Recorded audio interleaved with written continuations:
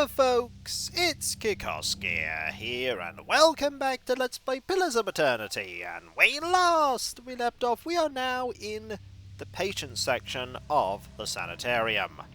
We've done some research into what could be going on in this place concerning the Leaden Key, and we found evidence that Caedmon Azo, who's right here, has been doing experiments without the permission of Ethelmere.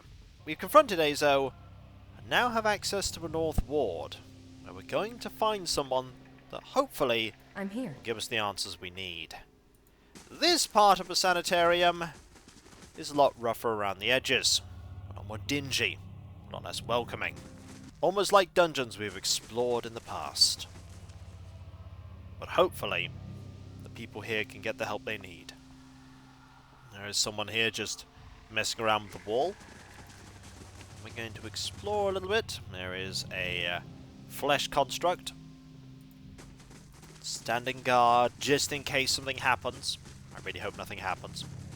Nothing should happen because of us. At least, I hope that's the case.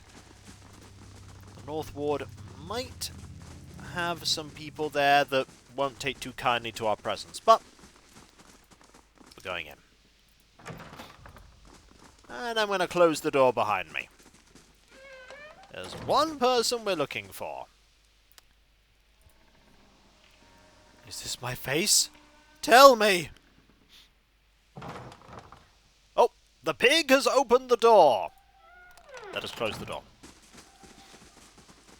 We don't want to speak to you. There's this one. Can't open that one. We can speak here. This man has the look in his eyes of a hunted animal, and at your approach, he staggers backward to the far corner of his cell, halfway appearing as though he would climb the walls if it would get him farther away from you. He cries out, a bizarre, primal utterance, like nothing you have heard. I need to ask you some questions. Graham looks at you blankly. It is unclear whether he understands you or not, but his panic has momentarily subsided. He opens his mouth to speak, but the words that come out are half-formed, as though his tongue were cut out. They are impossible for you to discern, if indeed there are words at all. Aloth makes a noise of disgust. Those animancers did this to him. You can see what comes of their meddling. You're afraid. Do certain visitors make you afraid? He looks at you with uncertainty. Slowly, tentatively, he steps closer to the front of his cell, and as he does, for the first time you can perceive his soul within your ken. It is misshapen, as though maimed by some jagged instrument, and large expanses of it have been gouged out entirely. You feel no barriers of resistance. If you wanted to, you could look further into Graham's soul. And we will. You project out toward the maimed soul in front of you, merging with it, its confusion and fear becoming yours as it whisks you into its depths. You're in a cell. A key turns. The door creaks open on neglected hinges. Thoughts come to you in waves, incomplete, broken, fearful. Standing at the door is a rotund, balding man. His upper teeth and pointy nose remind you of a rat. He beckons, apologetic. You don't want to go. Anything else. In your mind is a single word, and the word is no, but it dissolves before it reaches your lips. You press against the back wall, cornered. You cry out. In darkness, you fight against unseen restraints. You cannot move your arms or legs. The man walks into the room carrying a lit candle, its meagre flame casting long shadows across books and machinery. Straps bind your arms and legs. Cold metal circumscribes the crown of your head and the breadth of your chest. The man is sorry. He is in need of raw materials. They dismantled his work and he needs another source. He needs to show them he was right. He thanks you. Then he turns a knob and you feel yourself begin to crack from within, and you feel pieces of you torn away, like having your insides chewed by a horde of rats, and you are screaming a scream you can barely hear. Oh, this is not good. Another night. Heavy footsteps outside your door, coming for you. You look through a slit in your door. The flesh giant, the artificial being just outside, but facing left, facing the end of the hall. The boy there. The boy looks with interest at the giant, then collapses to the floor like a shed snake's skin. The giant convulses for a moment, then rights itself, turns away, and leaves. Graham looks at you, still wide-eyed, but somehow more present. He nods at you, then walks back to the end of his cell.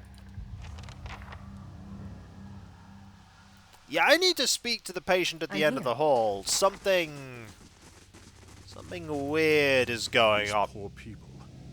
This isn't the treatment that they were promised upstairs by the cushioned seats and lush carpets. Indeed. Is that the cure for soul sickness? To be thrown into a cell and subjected to the whims of your captor? What were you expecting? Kana winces. I've seen the sick and the mad exiled, or are treated like contagious vermin, but I cannot believe that this is the kindest alternative. But if all were treated like this, the sanitarium would never survive. What did these patients do to warrant such conditions? There are just as many who come here and are cured of their ills. People who would otherwise be cast aside. I hope so. Kana takes a deep breath. You're probably right, it's just hard to see. Let's be on our way. This place gnaws at the soul. How I wish this place was nicer. I wish this place was so much nicer. Perhaps in time it will be nicer. This isn't great at all. But there are many things about it that aren't great. But that's Pillars of Eternity. Many things are not great. A willowy adolescent boy stands in the centre of his cell, gawkish and stoop-shouldered. He stares straight ahead, the occasional blink his only movement, and it is unclear whether he registers your presence at all behind his glassy, doll-like eyes.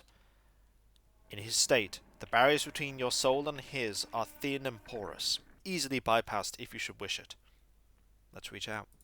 You close your eyes and edge forward towards the boy's soul, and as you near, a sudden malaise comes over you. You are cold and warm all at once, sweating and shivering and straining for breath, as you did on the caravan journey. The soul you approach is the wrong one, a parasitic plant that strangles its host. It is predatory and pitiless, and you have crossed paths with it before. Too late does it occur to you to retract, and already you feel yourself plunging into some indeterminable abyss of thought and memory. You are standing in a cell now, the same cell, in the sanitarium. The halls are moonlit and empty. You are waiting. At the far end of the ward, the door opens, revealing a flesh golem in silhouette behind the stone archway. It makes its usual rounds, the same stops every time, the misbegotten child of despondent creators. When the construct is close, you coil yourself up and spring forward, passing out of the boy's body as though it were a membrane. You can sense his body behind you collapsing to the floor, a puppet whose strings are cut. You are rushing toward the golem now, bodiless as a gust of wind. Quickly, you think to yourself, quickly, and you feel the strength hemorrhaging from your soul as you dart towards the makeshift abomination. You pass into the golem shell and overtake the soul implanted within, encircling it, suppressing it, and contained in this new vessel you are strong again.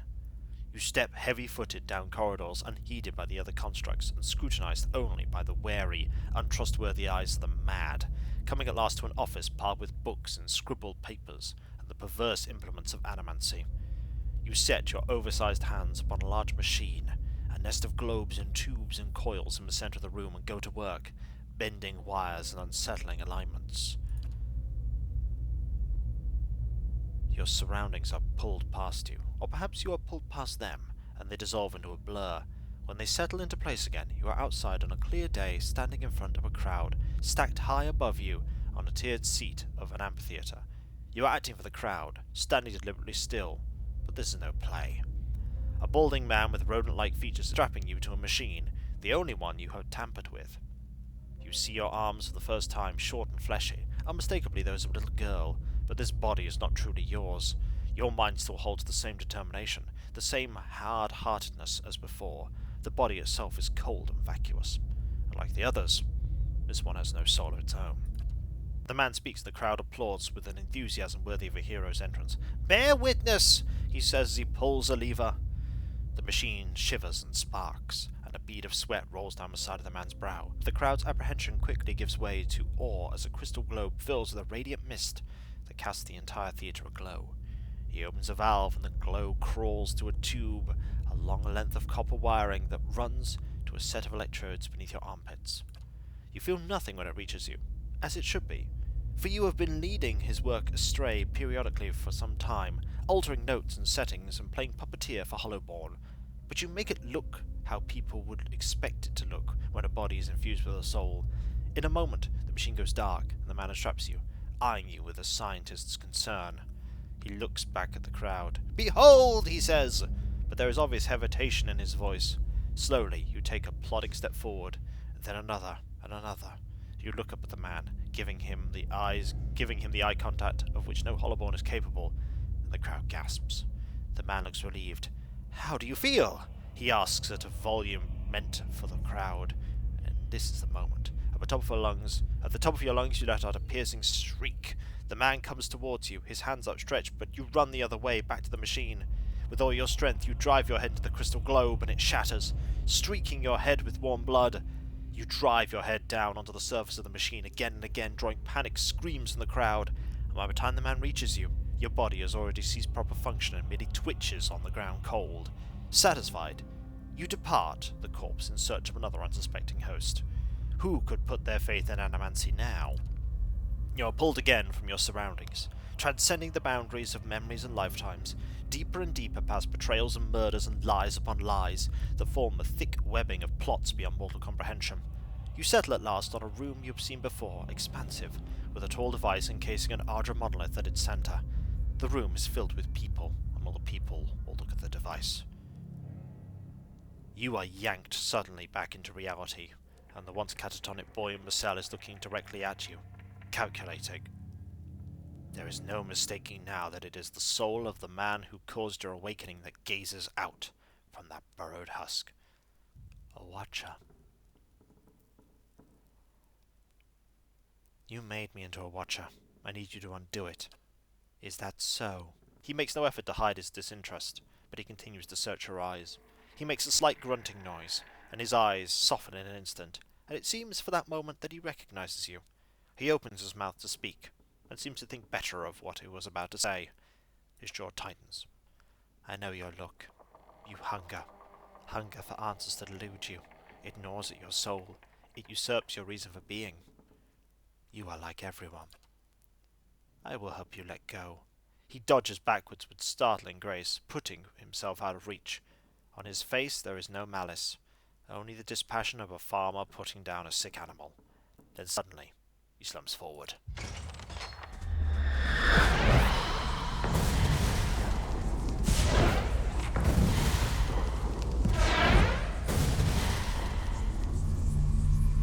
Oh no. Oh no. Oh no. Well, I now have to fight. Hey. Flesh constructs. Not fought these before. Taxes have been collected, by the way. Right. I'm here. I'm sorry, Graham. I'm Huh? sorry. I'm so sorry. Right. Let's go. Hey. We also have a crazed patient here. Alright. You fight here. Hey. You fight here. We're gonna need some firepower here. Oh, yes! We can get our free blessing. Cast that. Yes? Also, a free magic missile. Cast that! Right.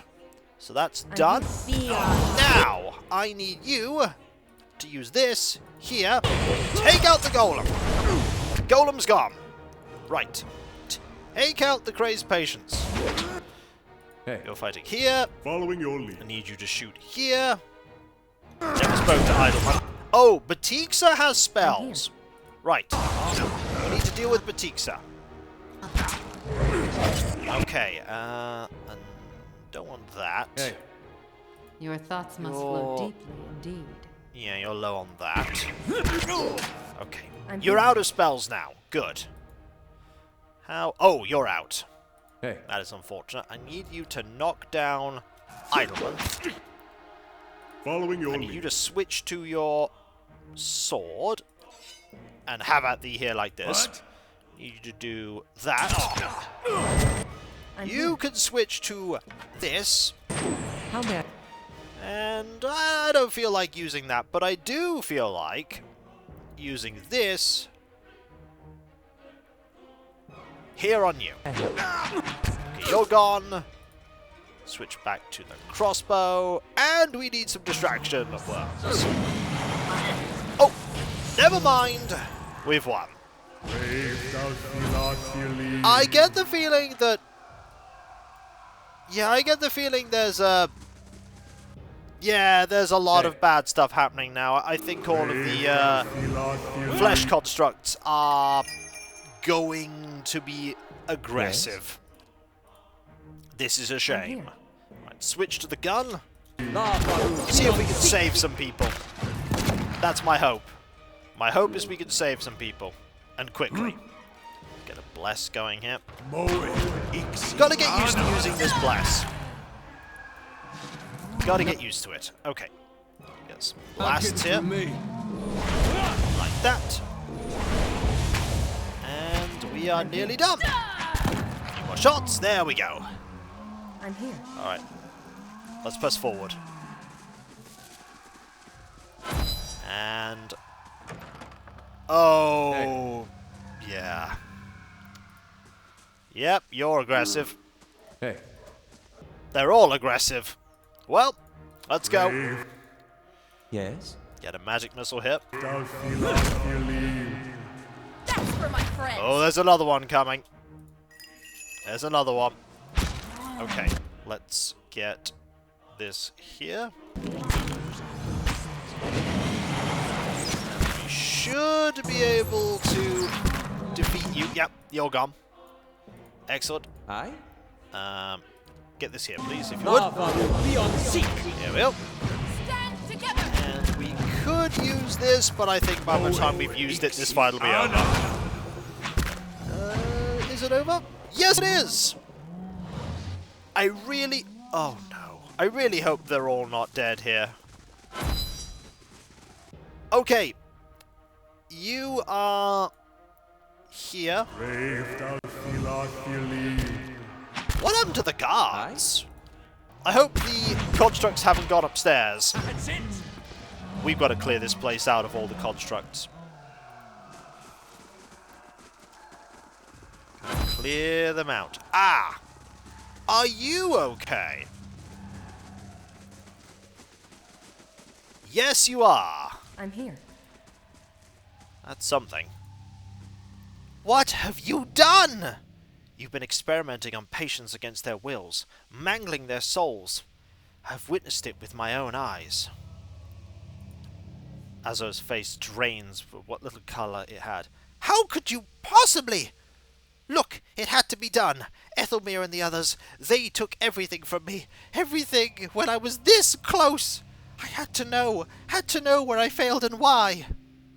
Imagine the value if I'd succeeded.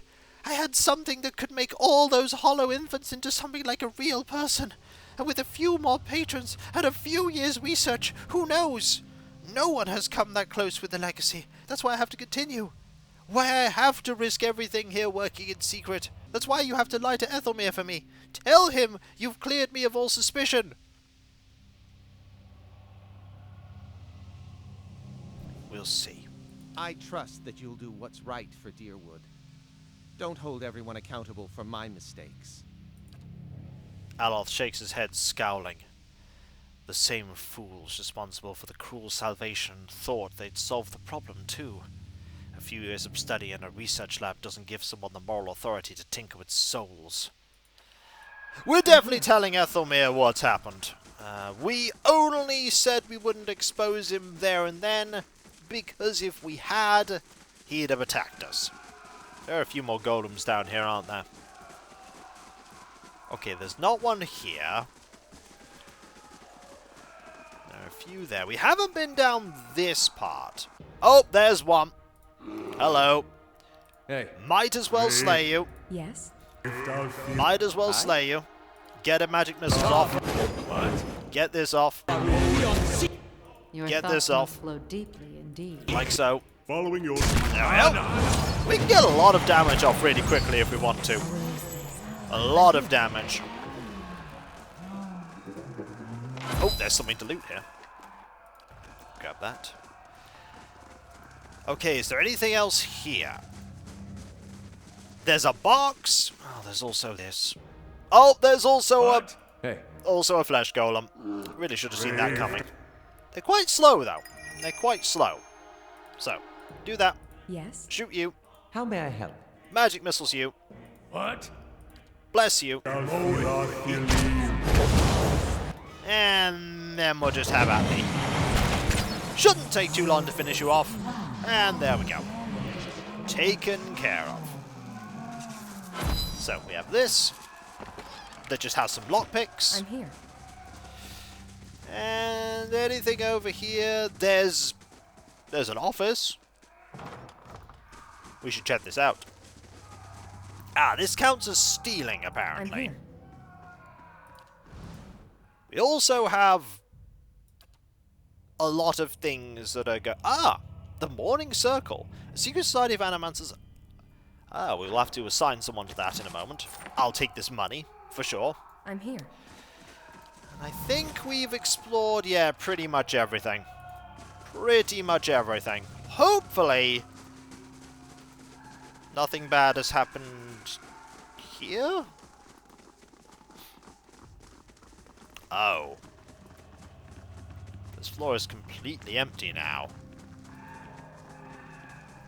I'm getting out of here! It's not safe anymore! Yes! Get out! Run! If you get stopped on the way out, I'll vouch for you. Okay. What in the blazes happened down there? You were given permission to ask questions. Azo was being influenced by a patient, but that patient wasn't really himself at the time. You finish your explanation, and Ethelmere breaks his silence. I have read accounts of people in history who could do what you describe. The accounts are few and brief and never reliable. Some go as far as to suggest that they are all the same person. If truly such a person was here among us, plotting our ruin, would that I had a body again and could be of some real use in our time of need. I fear what the future may hold for this place. I am grateful you were able to dispatch the threat before there was loss of innocent life. We very nearly had another scandal on our hands. Innocent life was lost. The patients. What of Azo? What part did his experiment play in this catastrophe? Leaden Key took advantage of him? They did. If I hadn't come along, Azo's experiments would eventually result in another scandal. They probably might. They might have. So this choice defends Azo. This choice accuses Azo. This choice is neutral.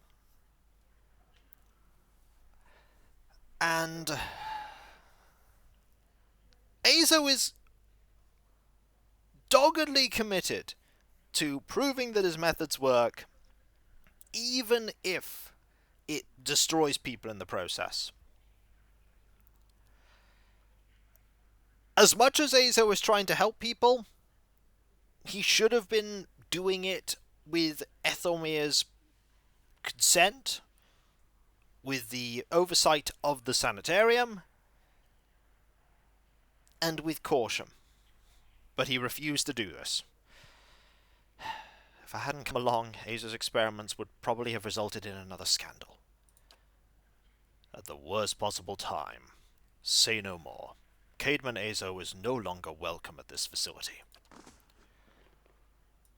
I'm here. As much as he's trying to help people, he had to do things a different way. But he didn't. He really didn't. Will I regret making that decision? Possibly, but I think it's the only reasonable choice I could make. When we come back, folks, we have another path of inquiry to examine. Deerford. We need to go back to Deerford and see where that group of Leaden Key agents went. It's somewhere nearby. We just need to find where. And if you enjoyed this video, don't forget to like, comment, and subscribe if not. And if you are subscribed, press that bell for those notifications. And I'll catch you next time, folks. and I'll see you then. Later.